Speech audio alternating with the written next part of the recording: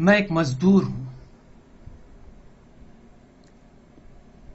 जिस दिन मैं नहीं लिखूं उस दिन मुझे रोटी खाने का कोई हक नहीं। यह प्रेमचंद का कथन है। प्रेमचंद, मुंशी प्रेमचंद। मुंशी प्रेमचंद ने समाज के, हिंदुस्तान के सभी चरित्रों पर लिखा है, सभी समाज के सभी हिस्सों पर लिखा है। उन्होंने एक गरीब, किसान, भिखारी, बनिया, सेठ, साहूकार और राजा महाराजा, इन सब पर अपनी लेखनी चलाई। इन सब चरित्रों को उन्होंने अपने कहानी, अपने उपन्यास, अपने निबंध और अपने नाटकों में समाहित किया। ये सारे चरित्र हमारे आपके हैं। आप उनके चरित्र हैं। आप प्रेमचंद्र के अंदर बसे हुए हैं, प्रेमचंद आप में बसे हुए हैं। एक दूसरे के पूरक हैं। इसलिए थोड़ी देर के लिए मैं आपके सामने प्रेमचंद बन जाता हूं। मान लीजिए कि मैं थोड़ी देर के लिए प्रेमचंद हूं और उनका चरित्र हूं।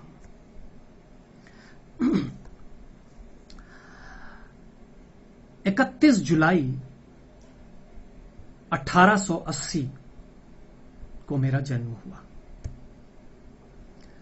मेरा बचपन का नाम धनपत राय था और धीरे धीरे बाद में कालांतर में मैंने नवाब राय के नाम से लिखना शुरू किया था। बाद में कुछ मित्रों के आग्रह पर और अपने विवेक से ही मैंने फिर प्रेमचंद के नाम से लिखना शुरू किया। लमही बनारस मेरा जन्म स्थान। मैं पढ़ाई के शुरुआत के ही दौर में 8 साल की उम्र में मेरी मां का निधन हो गया और मैं अपनी पढ़ाई धीरे धीरे आगे बढ़ाता रहा। 14 साल की उम्र तक पहुंचते पहुंचते मेरे पिताजी का साया भी मेरे सर से उठ गया। एक निर्धन परिवार में मेरा जन्म हुआ था। मेरे पास बहुत बड़ा संकट था आगे की पढ़ाई का, आगे के जीवन का, और मेरा मन पढ़ाई में था, मेरा मन साहित्य में लगता था। मैंने मैट्रिक पास किया और उसके बाद मैंने ट्यूशन पढ़ाना शुरू किया और ट्यूशन पढ़ाते पढ़ाते उसके पारिश्रमिक से ही, उसकी फीस से ही मैंने स्नातक की डिग्री ली। स्नातक की डिग्री लेते ही मुझे गोरखपुर में एक शिक्षा के क्षेत्र में ही मुझे डिप्टी इंस्पेक्टर के तौर पर एक सरकारी नौकरी मिली और मैं गोरखपुर के स्कूलों के डिप्टी इंस्पेक्टर के रूप में नियुक्त हुआ। मैं वहां पर नौकरी कर ही रहा था। उसी दौर में महात्मा गांधी सत्याग्रह आंदोलन चला रहे थे। वो सत्य, अहिंसा, बंधुत्व की बात कर रहे थे। उनका सत्याग्रह मुझे बहुत रास आया। उसी समय सत्याग्रह,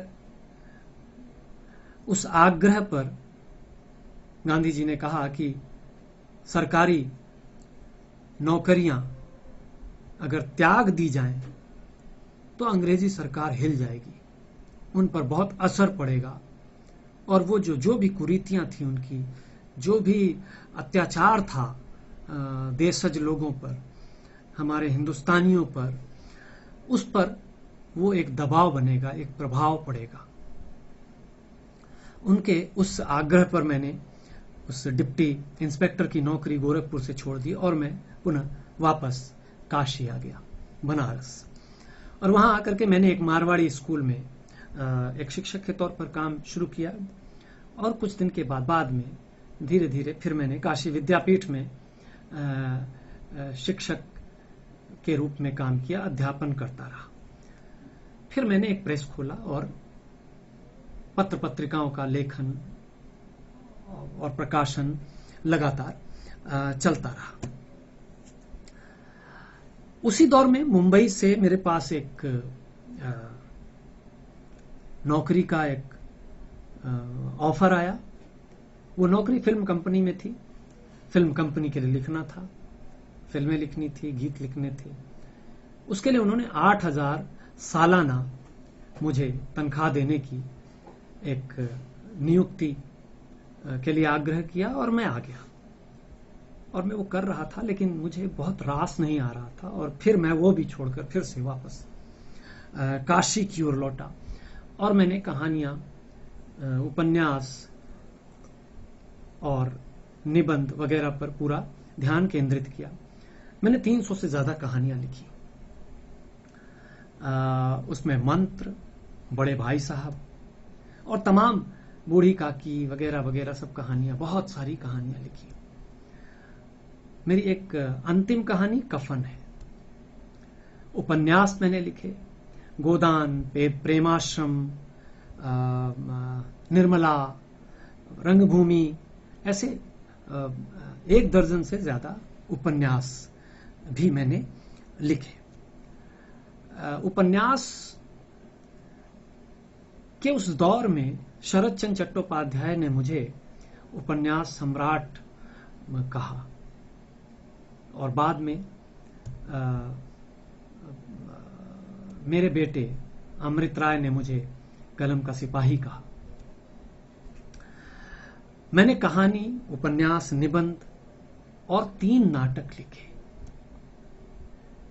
इन सब में मुझे जो मेरा सर्वश्रेष्ठ उपन्यास लगता है वो रंगभूमि है। बहुत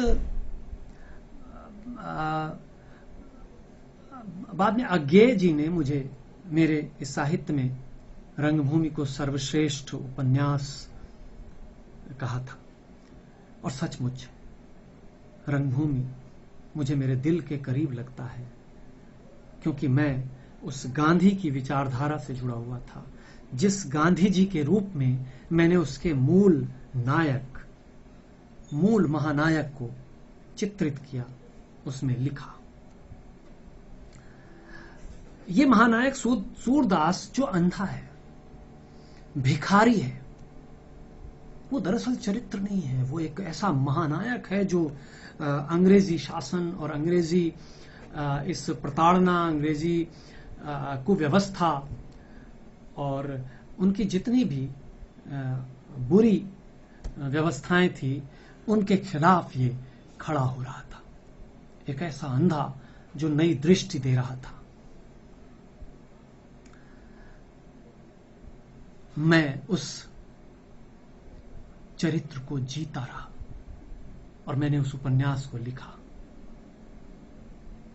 वो चरित्र मुझ में था और मैं उस चरित्र में था। सूरदास, एक अंधा भिखारी। वो अंधा भिखारी, जीवट भिखारी, जो पांडेपुर में बनारस के रह रहा था और वहां वो गांव वालों के बीच में गाता बजाता खुश रहता था। वो अंधा सूरदास। अरे आज तो बहुत बढ़िया भाई, हाँ गाना बजाना बहुत बढ़िया, चौपाल पे किए सब। वाह भाई वाह, अरे अनिल भैया कमाल का गाया। और ढोलक तो क्या बजाते अनिल भैया। हाँ पाठक जी हारमोनिया तो भाई कमाल है। हाँ एकदम पानी जैसा बहता है तुम्हारा तो हारमोनिया का धुन एकदम। तो उस चौपाल के बाबा जी जो वहां पर पुजारी थे, उन्होंने कहा मुझसे कि अरे सूरे, अरे भाई जाते जाते एक तुम भी सुना दो। कुछ सुना दो बढ़िया सा, गंगा के तट पे कुछ तो सुनाओ। अच्छा बाबा जी, अरे अभी सब इतना बढ़िया सुना दिए, अब हम अच्छा चलो ठीक है, हाँ गंगा पे सुनाते हैं। हाँ कबीर वाला आया।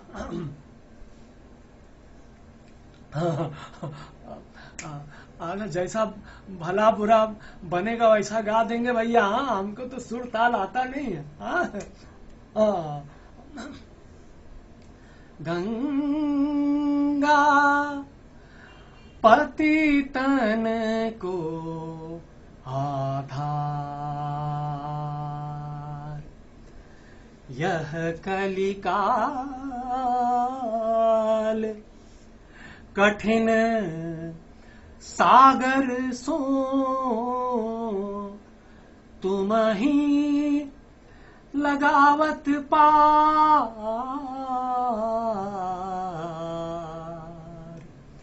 गंगा पतितन को आधार। बस भैया बाबा जी। हाँ, बहुत बढ़िया। अच्छा अनिल भैया राम राम। हाँ पाठक जी। हाँ सुबोध भैया। अच्छा हाँ हाँ। ए मिठवा, अरे बेटा ये बाबा जी का हारमोनियम में जरा उठवा दो। बाबा जी हम उठवाएं क्या? हाँ तो बाबा जी ने कहा नहीं नहीं सूर्य हम उठा लेंगे। हाँ तभी बाबा जी को एक शरारत सूझी। उन्होंने वहां से हारमोनियम रख करके वापस आते आते कहा, ए सूर्य, अरे सुनो भाई, ब्याह करोगे? हमने कहा क्या बाबा जी, अंधा अब भिखारी, अब ब्याह तो कैसी बात करते हो? अच्छा बाबा जी है कोई डोल? अरे है क्यों नहीं है? अरे पड़ोस के गांव में एक सुरिया रहती है, अंधी सुरिया। हाँ तुम्हारी जात बिरादर की है, कहो तो बात पक्की करें। हाँ मान भी जाएगी। हाँ अरे कम से कम ब्याह हो तो कुछ बाटी वाटी तो लगे, खाने को तो मिले। हैं सूर्य? अरे बाबा जी, अरे कुछ ऐसी जगह बताते जहाँ धन मन मिलता। हाँ और इस भिख मंगई से तो छूट जाते। हाँ पहले ही अपने पेट की चिंता है, फिर एक वो सूर्या, अंधी सूर्या की चिंता और हो जाएगी। हाँ नहीं बाबा, अपने पैरों पर ये बेड़ियां नहीं डालता। बेड़ियां ही है तो सोने की तो। अरे सूर्य, अरे ब्याह कर लोगे तो वो सूर्या आ जाएगी तो तुम्हारे हाथ पांव दबा देगी। हाँ ये सिर पर तेल मालिश कर देगी, खूब मजे करोगे खूब। हाँ समझे? हाँ, अरे फिर ये हड्डियां भी ना दिखाई देंगी। हाँ अरे बाबा जी कैसी बात करते हो? अरे इन्हीं हड्डियों को देखकर तो लोगों को दया आ जाती है। बाबा जी मोटे लोगों को भीख कौन देता है? हाँ हाँ मोटे लोगों को कोई भीख न देता। हाँ तभी फिटन की आवाज सुनाई थी, पौ पौ हॉर्न बजा और ये सूरदास चौकन्ना हो गया। तभी बाबा जी से पूछा, बाबा जी ये कम जा रहा है? बाबा जी ने बताया, अरे ये जान सेवक साहब हैं, वही जिनका कारखाना है चमड़े का, और जिनका वो है अपना शराब का पूरा धंधा है जिनका, वही है ये। इनका बीड़ी सिगरेट पान तमाकू ये सब इनका पूरा बिजनेस, पूरे शहर में यही तो सब बांटते हैं, खिलाते पिलाते हैं सबको। शराब उराब सभी सब। हाँ अच्छा बाबा जी। हाँ अरे जाओ इनके पीछे जाओ, कुछ पैसा सब मिल जाएगा, बड़े लोग हैं, साहब लोग हैं। हाँ वो उनके साथ उनकी मिसेज भी हैं, और उनके साथ वो भी हैं, उनका बेटा और बेटी भी हैं, बाहर से आए पढ़ के लंदन से। हाँ जाओ विलायत के पढ़े हैं, जाओ कुछ देंगे, जाओ। हाँ बाबा जी।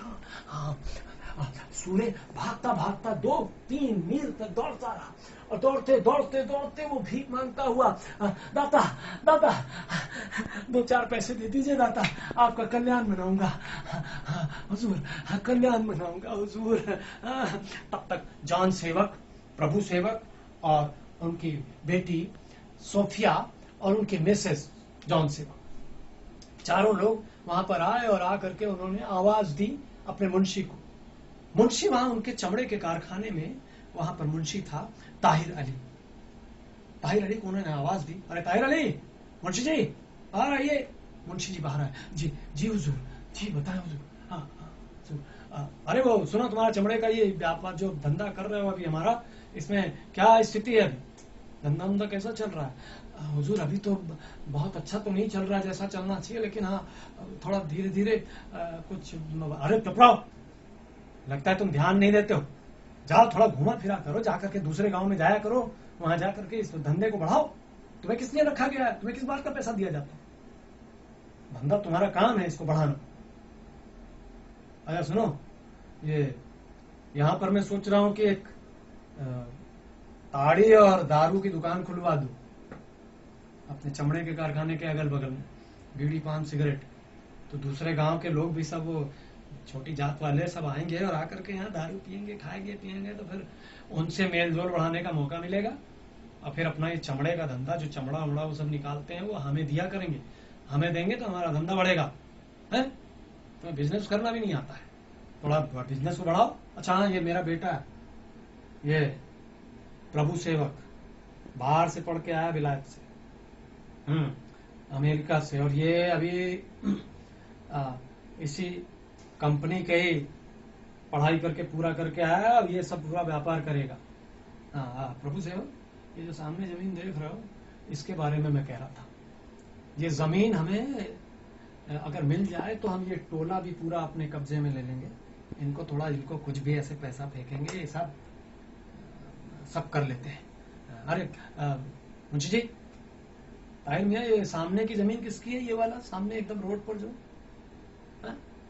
हुजूर मुझे तो नहीं पता, मैं कहिए तो मैं पता करके आऊं। पंडा जी से पूछता हूँ, शायद उन्हीं की होगी। हाँ जाओ जरा पता करो। वो मुंशी जी भागते हुए चले गए। अब तब ये सूर्य यहाँ से कहता रहा, हुजूर हुजूर 2-4 पैसे मिल जाए हुजूर तो भगवान आपका कल्याण करेगा हुजूर। हाँ, इस गरीब की सुन लीजिए हुजूर, अंधा भिखारी हूँ हुजूर।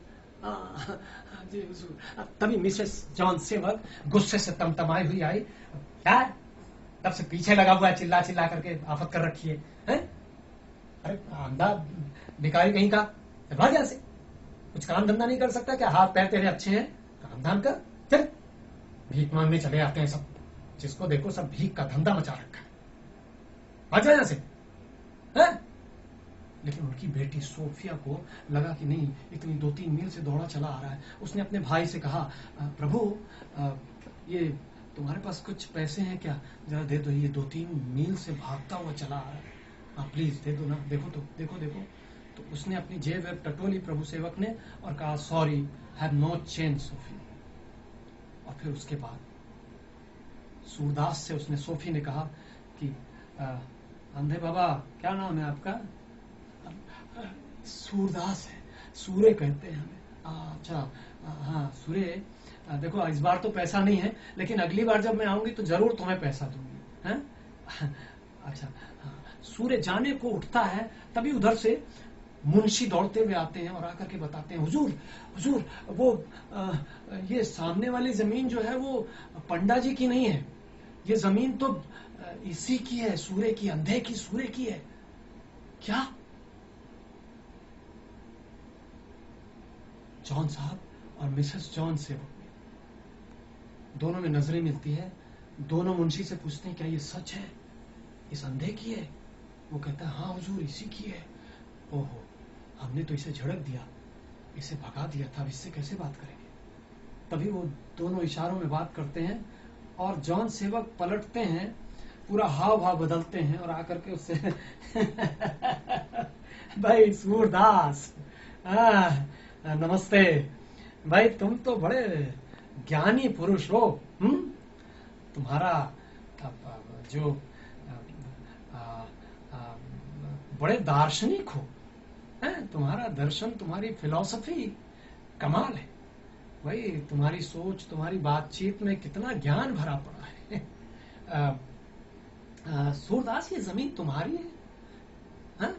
हाँ हुजूर, बाप दादाओं की यही एक जमीन पड़ती पड़ी है। अरे तो फिर तो बहुत अच्छा हो गया है। तो ये जमीन ऐसे, तुम्हारे पास इतना सारा पैसा है, इतनी जमीन है, सब है, तो फिर तुम ऐसे भीख क्यों मांगते रहते हो भाई? हैं?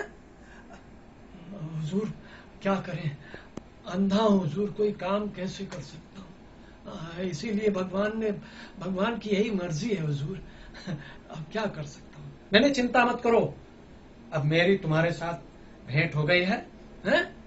अब तुम्हें कोई चिंता करने की जरूरत नहीं है। हाँ, ये जमीन पर मैं चाहता हूं एक कारखाना खोल दूं और इस जमीन की तुम्हें मुंह मांगी कीमत दूंगा, जो कहते हो सो दूंगा। नहीं हुजूर, ये जमीन तो इस जमीन पे मोहल्ले वालों का, पूरे टोले वालों की गाय भैंस चलती है हुजूर। ये जमीन दे दूंगा तो हुजूर गाय भैंसों के लिए कुछ भी ना रह जाएगा हुजूर। हाँ, कुछ भी खाने को ना रह जाएगा, कहाँ जाएंगी गाय भैंसे। अरे सूरदास, कैसी बात करते हो, उनके लिए इंतजाम हो जाएगा, हैं? गाय भैंसों का इंतजाम हो जाता है सब। तुम हमें ये जमीन दे दो, मैं यहाँ पर इसका एक बहुत अच्छा कारखाना बनाऊंगा, पूरे टोले वालों का फायदा होगा, पूरे मोहल्ले वालों का फायदा होगा। हुजूर, कारखाना मतलब? अरे हम यहाँ पर तंबाकू का कारखाना खोलेंगे, यहाँ सिगरेट बनेगी, बीड़ी बनेगी, और यहीं पर हम शराब का कारखाना खोल देंगे। हाँ, ताड़ी का व्यापार करेंगे और तुम्हें खूब फायदा होगा। अब कहाँ तुम भी मांगते फिरते हो, तुम्हें इतना पैसा दे देंगे, आराम से घर बैठ के खाओगे। हैं? हाँ, ये जमीन हमारे नाम कर दो। नहीं नहीं हुजूर, ये जमीन हमारे पुरखों की है हुजूर, ये मैं कैसे दे सकता हूँ। मेरी जमीन नहीं है हुजूर, ये तो पुरखों का किया धरा है, उनकी मेहनत से कमाई, बाहुबल से पैदा की हुई जमीन है, मेरी कुछ नहीं है हुजूर। अरे सूरदास, कैसी बात करते हो, पुरखे क्या देखने आते हैं क्या, है?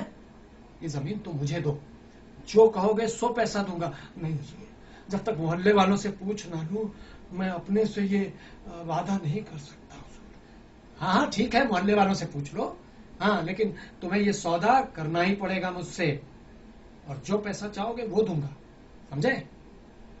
हुजूर, बिना मोहल्ले वालों से पूछे मैं कुछ नहीं कह सकता। अच्छा अच्छा ठीक है, चलो, हाँ, मोहल्ले वाले से पूछ के हमें बता देना। नहीं हुजूर, मैं ये जमीन इस तरह के कारखाने के लिए नहीं दे सकता हुजूर। क्या?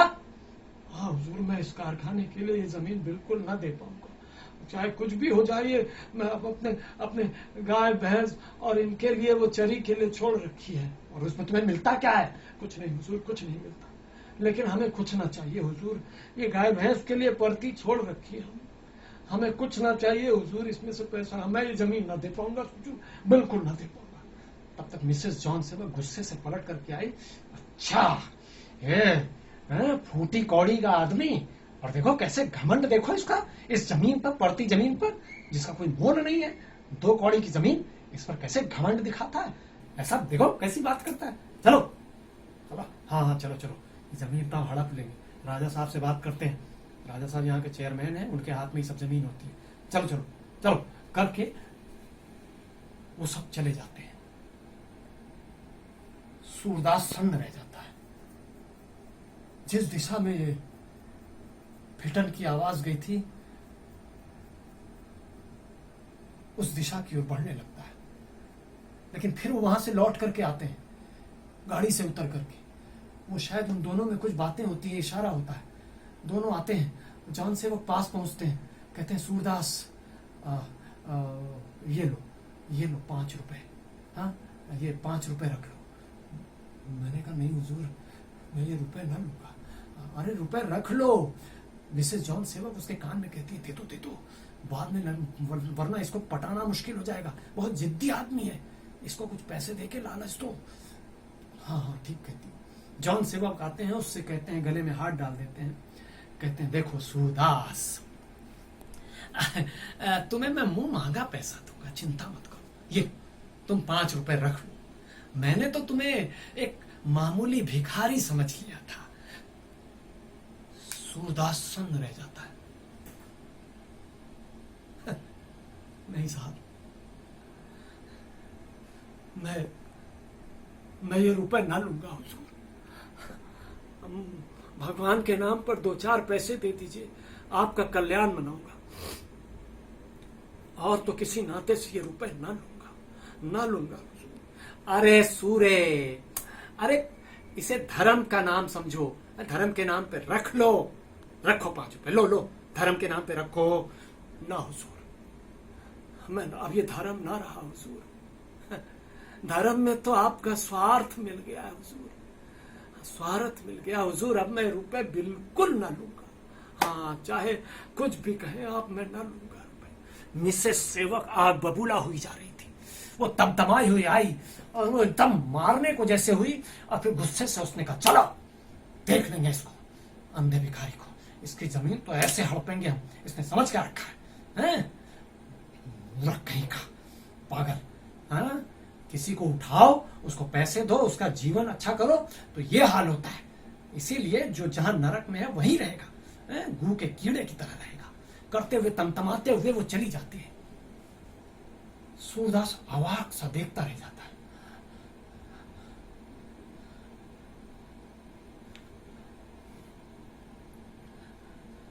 वापस घर की ओर चल पड़ता है।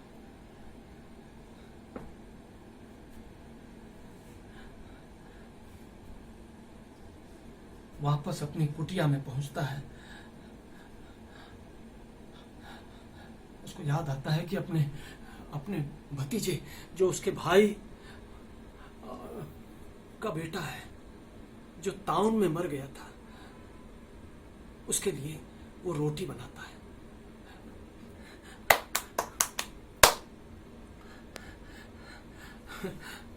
₹5 दिखाते थे हमें। हाँ, ₹5। 5 तो क्या, 5000 भी दे तो भी ना तू जमीन। मिठुआ, ए मिठुआ, आ बेटा, आजा बेटा, रोटी खा ले। मिठुआ, हाँ हाँ, आजा बेटा, आ। ₹5 दिखाते थे। हाँ, मामूली भिखारी समझा था। कैसा धर्म की बात करते थे। धर्म में तो स्वार्थ मिला भरा पड़ा। ₹5, 5 तो क्या, 5000 भी देना, 5 लाख भी दे तो भी न दूं जमीन।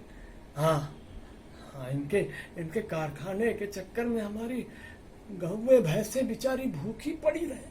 हाँ, मैं ये जमीन तो न दूंगा। हाँ, ये बुढ़िया कैसी, कितनी करकसा है। हाँ, इतना घमंड, जैसे यही विक्टोरिया हो, रानी विक्टोरिया हो। हाँ, न दूंगा मैं तो जमीन, न दूंगा चाहे कुछ हो जाए। हाँ, भैंस गाय के लिए बढ़ती है तो है। आ बेटा, आ बेटा, हाँ बेटा, ये ले बेटा, ले। हाँ, ये ले रोटी और ये गुड़ खा बेटा। हाँ, नरम नरम रोटी है, खा बेटा। हाँ, अब बेटे ने रोटी देखी और गुड़ देखा तो एकदम बाबा की ओर तपाक से बोला, बाबा मैं ये रोटी गुड़ न खाऊंगा, हम नहीं खाऊंगा रोटी गुड़, रोज रोज रोटी गुड़। अरे बेटा खा लो। हाँ, देखो कितनी नरम नरम रोटी है और कितना अच्छा गुड़ है बेटा, खाओ। हाँ, मुझे नहीं खाना। मुझे दूध से रोटी खाना है बाबा, दूध से रोटी खाऊंगा, नहीं तो नहीं खाऊंगा। सब दूध से खाते हैं, मोहन दूध से खाता है।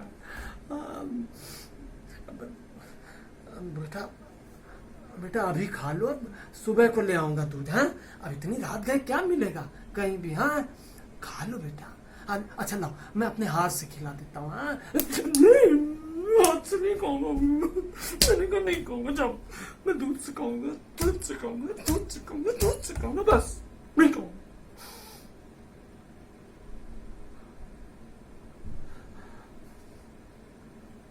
अच्छा बेटा, देखता हूँ, शायद बजरंगी क्या मिल जाए दूध।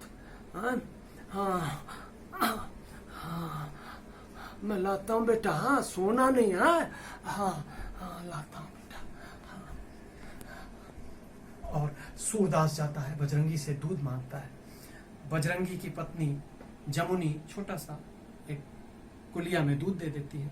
वो लाता है और ला करके अपने उस बच्चे से कहता है, हाँ, ले बेटा खा लो। हाँ, दूध के साथ रोटी खाओ। हाँ, खाओ बेटा, खाओ। खाओ। और इस तरह से उसकी जमीन के पीछे पड़े जॉन सेवक और उसकी पूरी टीम जाकर के राजा साहब से मिलती है। राजा साहब जो नगर निगम के चेयरमैन हैं, जो शहर के मालिक हैं एक तरह से, वो राजा साहब उनका साथ देते हैं, क्योंकि ये सब अंग्रेजों के ही लोग हैं। अंग्रेज सब इनके साथ खड़े होते हैं, इनका समर्थन करते हैं, और अंग्रेजों के साथ खड़े होकर के ये लोग एक ऐसी साजिश रचते हैं कि वो जमीन वो राजा साहब इसके नाम कर देते हैं, जॉन सेवक के। जमीन उसके हाथ से चली जाती है। उसके बाद ये लोग टोले वालों से मिलते हैं। जॉन सेवक और उनकी पूरी टीम टोले में आती है, टोले वालों को समझाती है, अरे भाई देखो, तुम दूध बेचते हो ना, शहर जाके दूध बेचते हो, क्या होगा कि यहाँ पर अगर कारखाना खुल गया तो लोग आकर के यहाँ बसेंगे, हैं? यहाँ पर दुकानें होगी, यहाँ पे लोगों को सारी सुविधा मिलेगी, सब कुछ मिलेगा, हैं? और तुम तो ताड़ी बेचते हो ना, अरे ताड़ी की तुम्हारी यहाँ पे दुकान खुलवा दूंगा मैं, कारखाने के एकदम बाहर।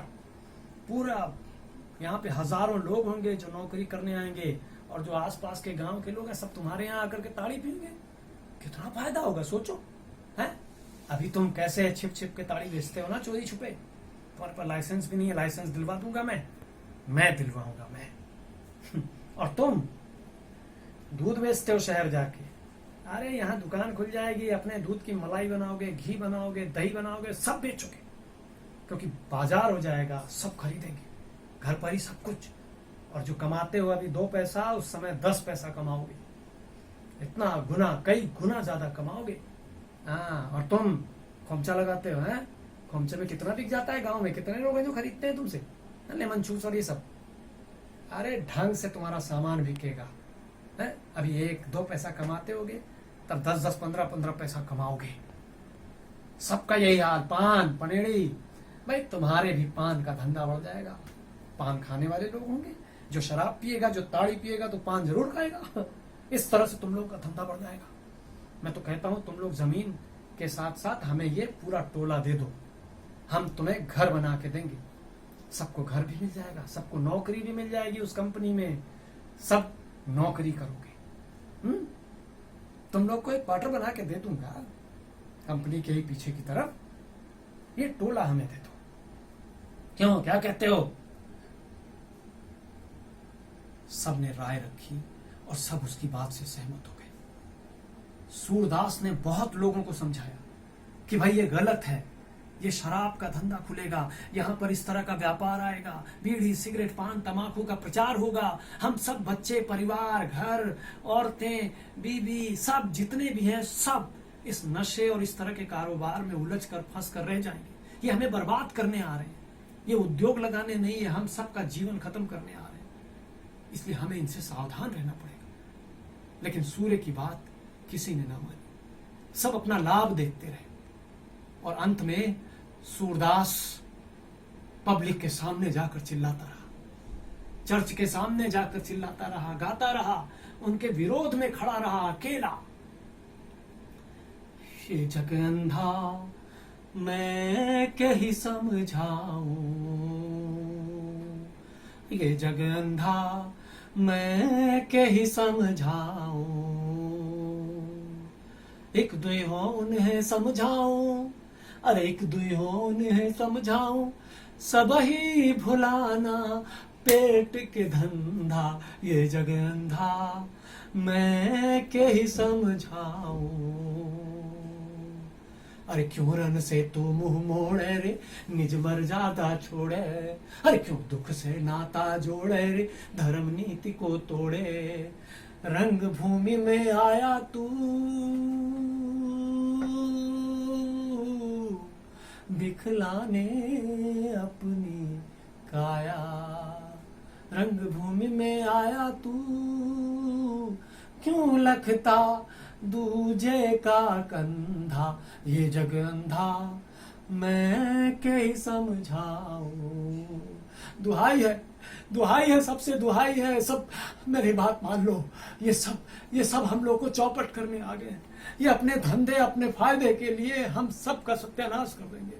बाहर के लोग आएंगे, हमारी बहू बेटियों को घूरेंगे, उनके साथ अत्याचार होगा, अनर्थ होगा। ये सब मैं कहता हूं कि तुम इनके बहकावे में मत आओ, लेकिन किसी ने कुछ न सुना। सब उनके लालच में आ गए और एक दिन सारी जमीन उनके हाथ चली गई और उन्होंने टोले में आकर के तोड़फोड़ शुरू कर दी, नोटिस लगा दी और वो सब पुलिस और पूरी टीम के साथ जॉन सेवक, राजा साहब ये सब पहुंच गए। लेकिन सूरदास अपने सत्याग्रह के रूप में खड़ा रहा। वो अपनी छड़ी लेकर के दरवाजे पर को झोपड़े के दरवाजे पर बैठ गया और अड़ गया कि मैं अपना झोपड़ा न छोड़ूंगा, चाहे जान चले जाए मैं अपना झोपड़ा न छोड़ूंगा। धीरे धीरे उन्होंने सारे मोहल्ले को तोड़ दिया, हर घर टूट चुका था, अंत में इसका झोपड़ा बचा था।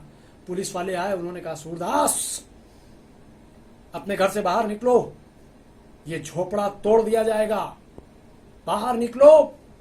सूरदास ने कहा ना, मैं ना निकलूंगा, हाँ मेरी लाश पर तुम ये झोपड़ा तोड़ना, मैं मर जाऊं तब तुम ये मेरा झोपड़ा ले पाओगे, नहीं तो ना ले पाओगे। और उसने लाठी पकड़ी अपनी और धीरे धीरे लाठी लेकर खड़ा हो गया और खड़े होते होते एक सत्याग्रह का रूप ले लिया, तनकर खड़ा हो गया कि अगर मुझे मार सकते हो तो मार दो, लेकिन मैं ये जमीन न दूंगा, मैं ये अनर्थ न होने दूंगा, मैं ये उद्योगपतियों को इस तरह से बर्बाद न करने दूंगा अपने टोले को। वो खड़ा रहा। राजा साहब और जान सेवक ने एक दूसरे पर इशारा किया और पुलिस वाले को इशारा किया।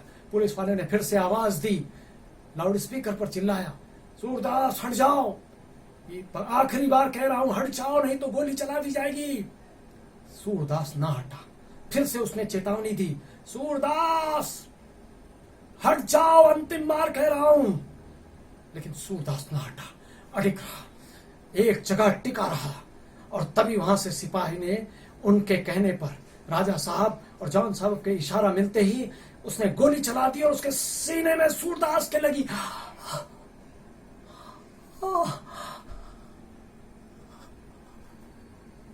हे राम,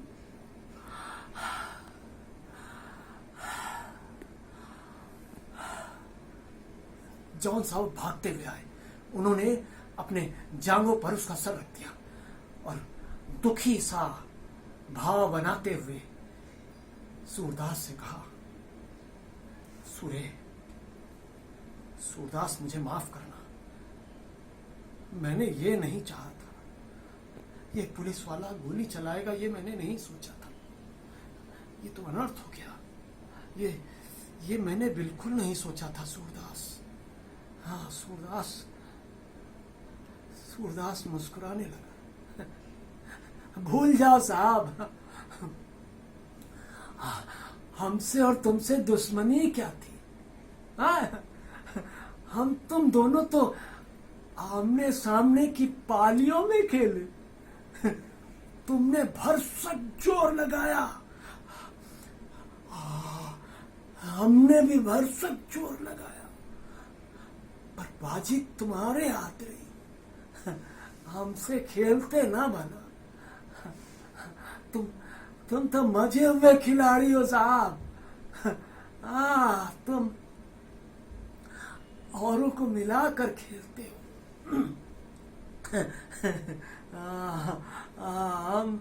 हम तो अनाड़ी हैं साहब, हम औरों को मिलाकर नहीं खेल पाते, हम इसीलिए बार बार हार जाते। तुम खेलने में निपुण हो और हम अनाड़ी हैं, बस यही फर्क है साहब।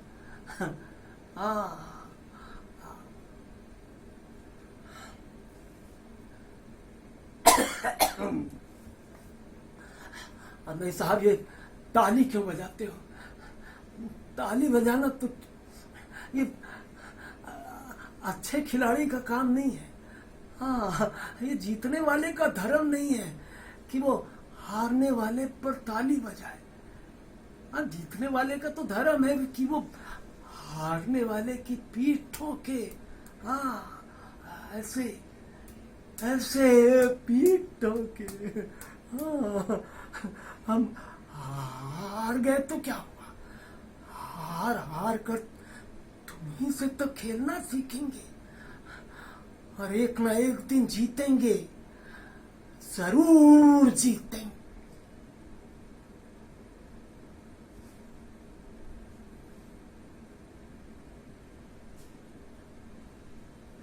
और सूरदास शहीद हो गया।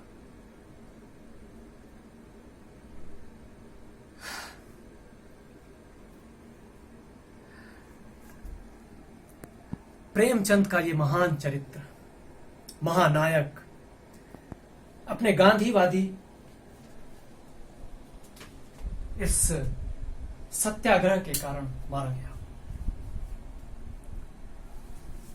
1925 में यह उपन्यास लिखा गया था, रंगभूमि, और 1948 में महात्मा गांधी की हत्या हो गई थी।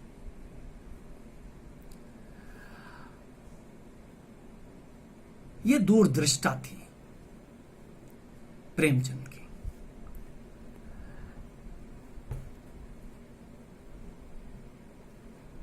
इतनी दूरदृष्टि एक महान कृतिकार की ही हो सकती है, प्रेमचंद जैसे साहित्यकार की ही हो सकती है, जिन्होंने 23 साल पहले देख लिया था कि ये सत्याग्रह, सत्य, अहिंसा और बंधुत्व की बात करने वाला ये एक पतला दुबला हाड़ मांस का ये पुतला एक छड़ी के सहारे इन आक्रांताओं का मुकाबला करने चला था। अमीर और गरीब के बीच में खड़ा हो गया था, गरीबों की लड़ाई लड़ने खड़ा था, वो कमजोरों की लड़ाई लड़ने खड़ा हुआ था अमीरों के सामने। प्रेमचंद का ये रंगभूमि और ये चरित्र, ये महानायक, ये पूरा ये कृति, ये रचना दरअसल प्रेमचंद का ही अपना आत्मसंवाद है। उनके अंदर से निकली ये कृति है, उनके अंदर से निकला ये चरित्र है, उनके अंदर से निकली ये एक चरित्र की सृष्टि प्रेमचंद करते हैं। गांधी जी के सत्याग्रह को और अहिंसा संबंध की सोच को प्रेमचंद ने सच में एक महान कृति के रूप में जन्म दिया। मैं एन.के. पंत कलाकार हूं, साहित्य का पाठक हूं, प्रेमचंद का मुरीद हूं। प्रेमचंद, वो प्रेमचंद जो जमीन से जुड़े थे। 140 वर्ष हो गए हैं इस 31 जुलाई 2020 को। मैं इस महान कथाकार को नमन करता हूं, प्रणाम करता हूं, और एक महान शिक्षक को, एक ऐसे शिक्षक को जिसने हिंदुस्तान ही नहीं पूरी दुनिया को, दुनिया की भाषाओं में अपनी कहानी को जन जन तक पहुंचा दिया। मैं उस कथाकार को, उस सृजनकार को, उस रचनाकार को प्रणाम करता हूं, नमस्कार।